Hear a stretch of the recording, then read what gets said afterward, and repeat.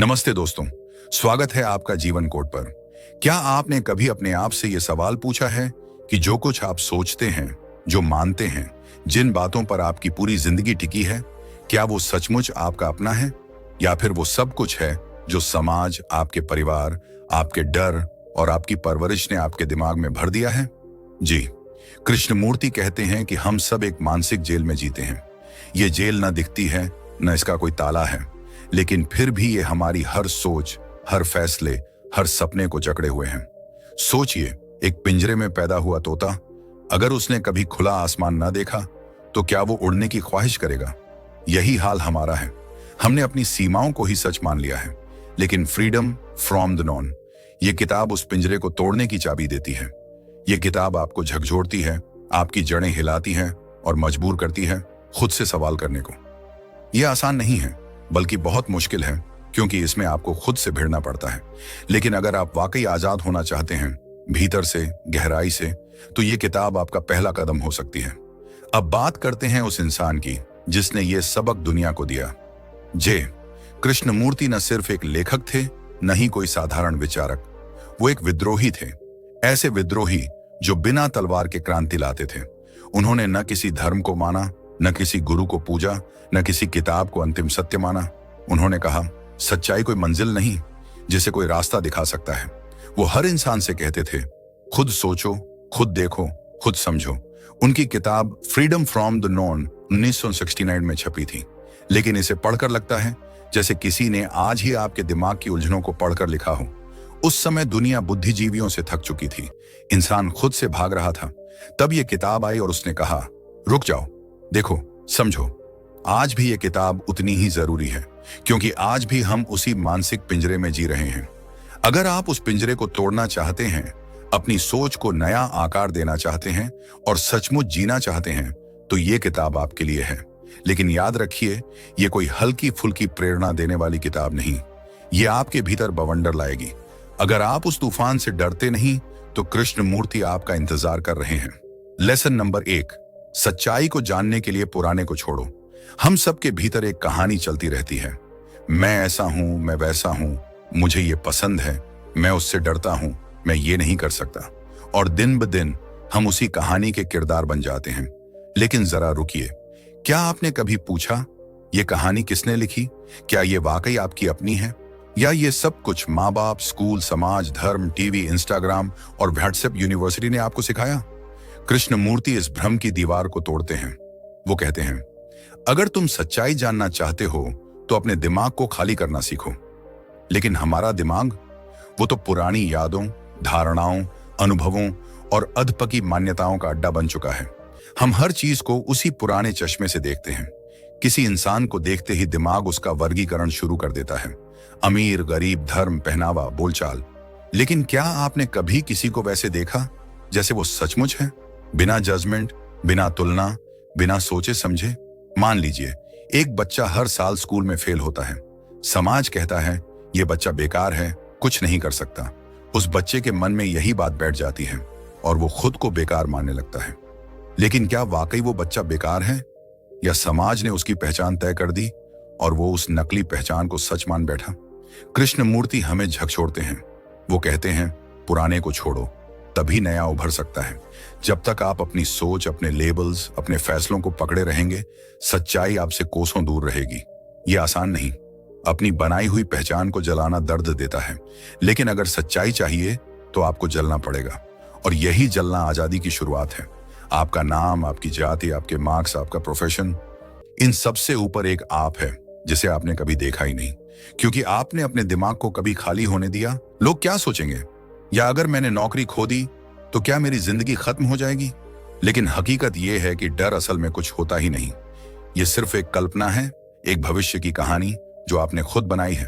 और सबसे बड़ा सच, हम डर से नहीं डरते, हम उस कहानी से डरते हैं जो डर के साथ आती है। कृष्णमूर्ति एक मिसाल देते हैं। एक आदमी हर रात सपने में डरता था कि कोई उसे मारने आ रहा है। वो हर बार भाग जाता था, पसीने में जागता था। लेकिन एक दिन उसने तय किया कि वो भागेगा नहीं। उसने सपने में रुककर उस राक्षस का सामना किया, और क्या हुआ? राक्षस गायब हो गया।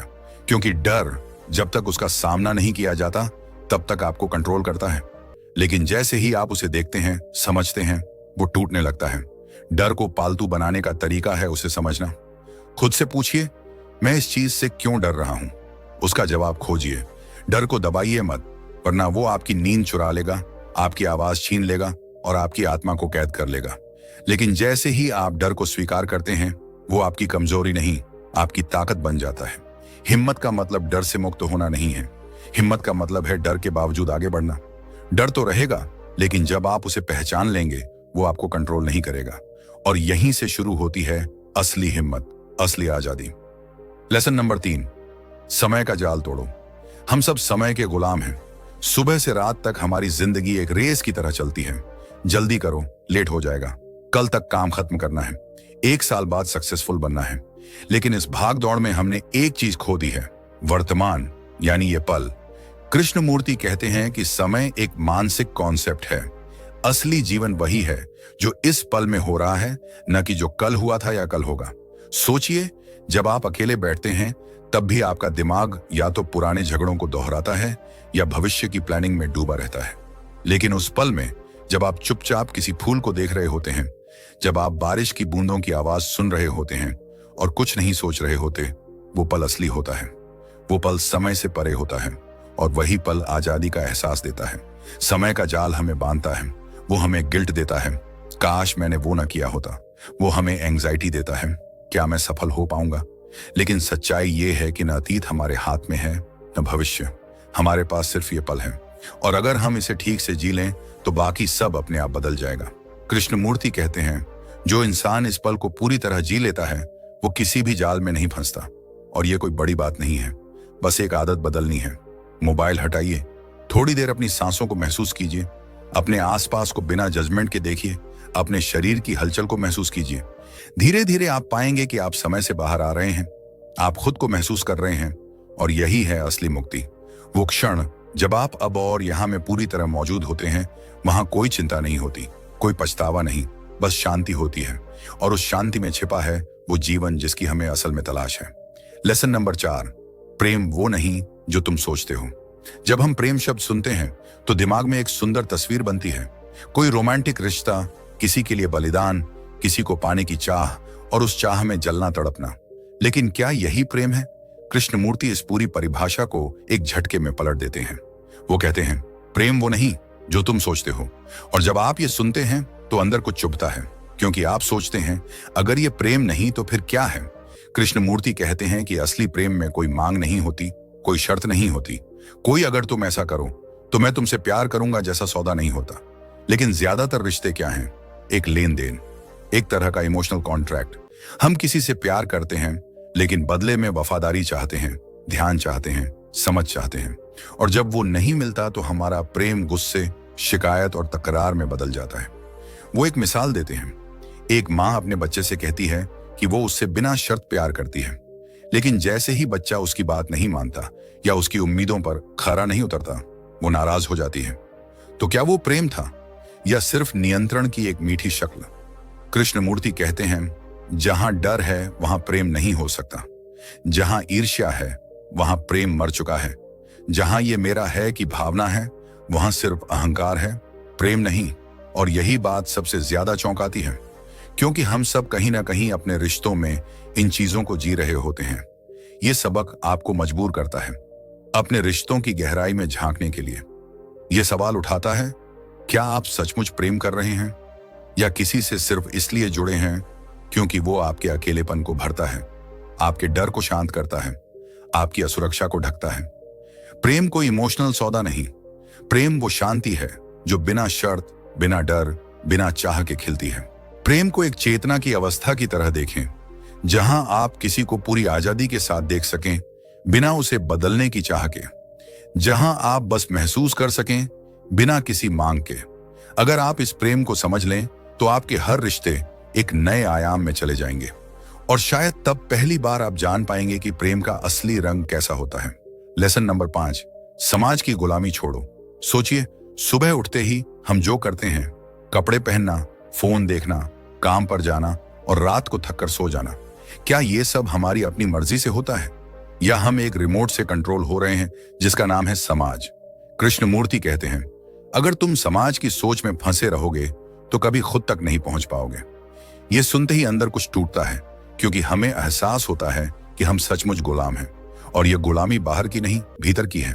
समाज हमें बचपन से सिखाता है कि क्या करना चाहिए, कौन सा करियर अच्छा है, किस उम्र में शादी करनी है, कौन से कपड़े पहनने हैं, क्या बोलना है और क्या नहीं।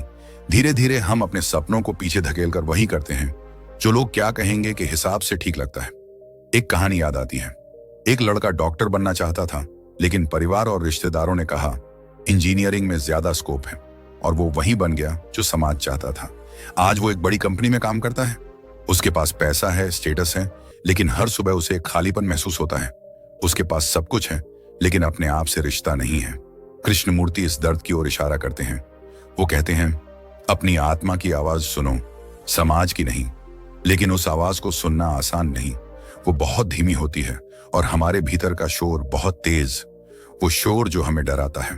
अगर मैंने अपनी मर्जी से जीना शुरू किया तो लोग क्या सोचेंगे। लेकिन जब आप उस डर को पार कर लेते हैं तो आप देखेंगे कि बाहर की दुनिया से कहीं बड़ी एक दुनिया आपके भीतर खुलती है। ये सबक हिम्मत मांगता है। हिम्मत की आप उस राह को ना कह सकें जो सबने तय की है। हिम्मत की आप अपनी राह खुद बना सकें, भले ही वो शुरू में अकेली लगे। यहीं से शुरू होती है आजादी। जब आप समाज की चाबी अपने हाथ में लेते हैं, तभी आप खुद के दरवाजे खोल पाते हैं। लेसन नंबर 6, ध्यान का मतलब खालीपन नहीं, जागरूकता है।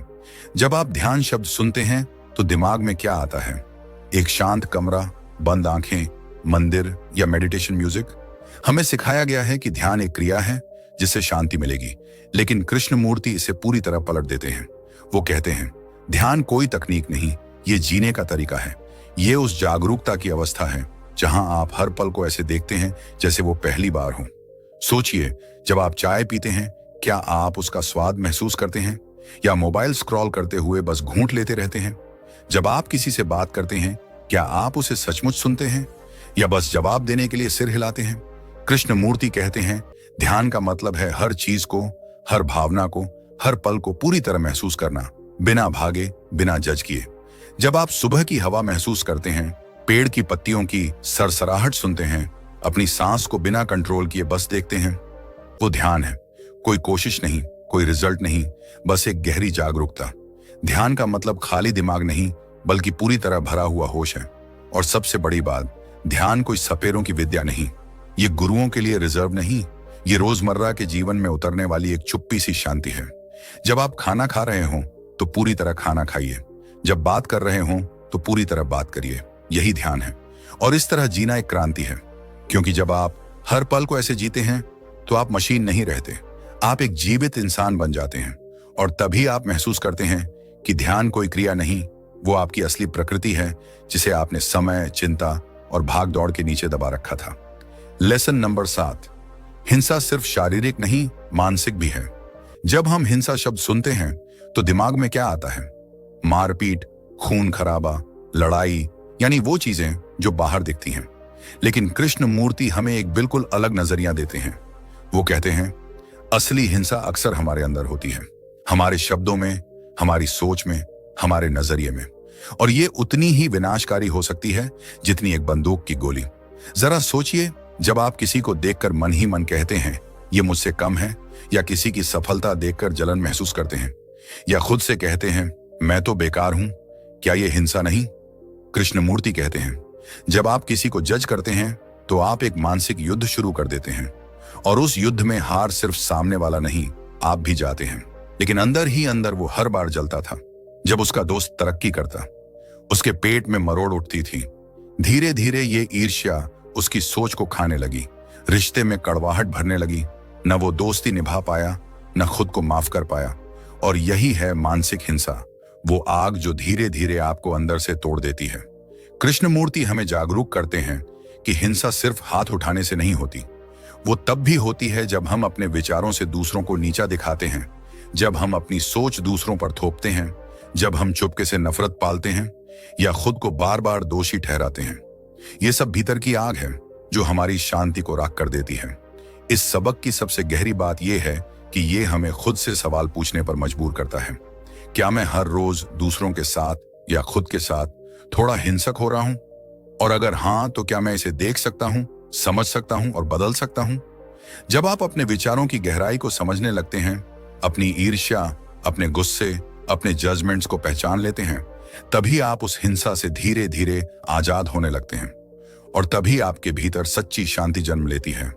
एक ऐसी शांति जो बाहर के शोर में नहीं खोती, बल्कि आपके हर रिश्ते को प्यार से भर देती है।